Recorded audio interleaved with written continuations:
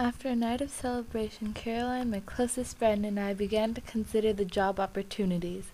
We had freedom, so we wanted a good job. We decided after much discussion to become sawbones. My brother John wasn't as concerned. He just wanted a job that would work with his skills. All he knows is farming, so he wanted to be a farmer.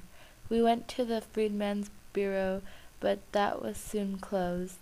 John went to the best job that appeared for him, sharecropping. Caroline and I decided to take jobs as nannies and maids, since that is what we know to do. We were separated from my brother as we moved from Jackson, Mississippi to some kinder folk in Raymond, Mississippi. My boss was a mean lady named Lucy Collins, who would blowhard everyone but was top rail. Caroline's boss was Miss Gage, who was a bit kinder and older than Miss Collins. Caroline was basically making sure that the lady took her meds. When I'd get wrathy about my boss, she'd calm me down by telling me a funny story about Miss Gage. The problem was the stories were losing their effect. I began to get more and more bitter. She tried to calm me down, but I was getting huffy, and soon I let Miss Collins hear it. I called her a blowhard and insulted her in every way possible. That was when I lost my job. She just simply said, "Leave." One day, after a lot of job searching, Caroline asked me about my brother's sharecropping.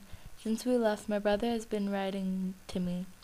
We'd exchanged stories on how our lives were. It made me feel a little bit better, but he began to write less, and the stories he'd put were mainly about greenback problems and how he was having a bad harvest. I never told Caroline about it all because she was really worried about me, but now she wanted to know, so I told her. We soon had to take greenbacks from our pile to pay for the bills. The black codes kept us from getting jobs with a better pay, and they also meant that I'd have to find work or be a sharecropper. Miss Collins kept me from getting another job in the maid and nanny business. If I didn't find a job soon, I'd have to be a sharecropper, and from what my brothers told me, that's not the best job.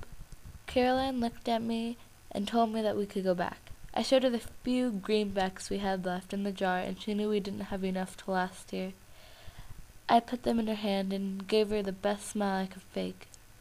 I convinced her that she should be a sawbone for the both of us, and I'd catch up with her later. She agreed after a little persuasion. I walked all the way to Jackson, Mississippi. I had to forage for food, and I felt like a slave on the run, which to some degree I was. It took me a while, but I soon got to Jackson, Mississippi. I began to look for my brother at our old plantation. People who worked there as sharecroppers didn't look happy. I found a smelly man with a hat shielding his face from the bright sun and a thin stomach. I asked him if he knew my brother, and he just hugged me. I saw, as he looked up, that it was my brother. He had bags under his eyes, more wrinkles, more gray hair, and a lot of dirt on him, but he still had his optimistic spirit. I gave him the few greenbacks, and he frowned, saying he needed 100 more. I told him that it was all I could get in the short amount of time, and he just hugged me. He said thanks, and we sat there, catching up on each other's lives. His voice was rougher than it used to be. I went into town as soon as I could. It hadn't changed much since I left. I looked for jobs and happened to snag a job for a lady named Miss Tiggins. It might take time to save my brother, but maybe one day, if we beat my brother's poverty, I can join Caroline as a sawbone. Hopefully I'm not too old by then.